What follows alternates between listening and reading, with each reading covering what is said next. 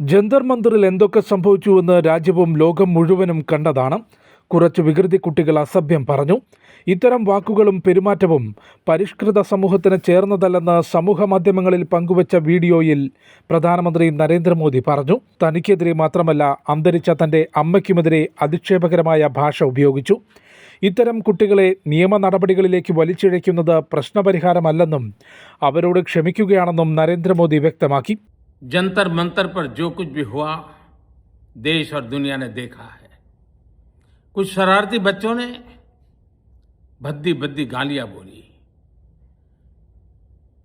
किसी भी सभ्य समाज को शोभा न दे ऐसे शब्दों का प्रयोग किया गया। मुझे तो गालियां दी गई, मेरी स्वर्गीय माता को भी गालियां दी गई। ചെറിയ പ്രായത്തിൽ തെറ്റുകൾ സംഭവിക്കാം. അത് തിരുത്താൻ ഇനി അവസരമുണ്ടെന്നും രാജ്യത്തെ മുന്നോട്ട് നയിക്കാൻ ചേർന്നു നിൽക്കാമെന്നും അദ്ദേഹം പറഞ്ഞു. അതേസമയം റീൽസിൽ മാത്രമാണോ മാപ്പ് നൽകുക, അതോ FIRകൾ പിൻവലിക്കുമോ എന്ന് CJP സ്ഥാപകൻ അഭിജിത് ദീപ്കെ ചോദിച്ചു. പ്രധാനമന്ത്രിയുടെ പ്രതികരണത്തെ വിമർശിച്ചുകൊണ്ട് കോൺഗ്രസും രംഗത്തെത്തി. വിദ്യാർത്ഥികൾക്ക് നേരെയുണ്ടായ പോലീസ് നടപടിയിൽ നരേന്ദ്രമോദിയോട് ക്ഷമാപണം നടത്താൻ ആവശ്യപ്പെട്ടപ്പോൾ അദ്ദേഹം ഇപ്പോൾ രാജ്യത്തിന് മാപ്പ് നൽകിയിരിക്കുകയാണെന്ന് കോൺഗ്രസ് മാധ്യമ വിഭാഗം തലവൻ പവൻ ഖേര എക്സിൽ കുറിച്ചു.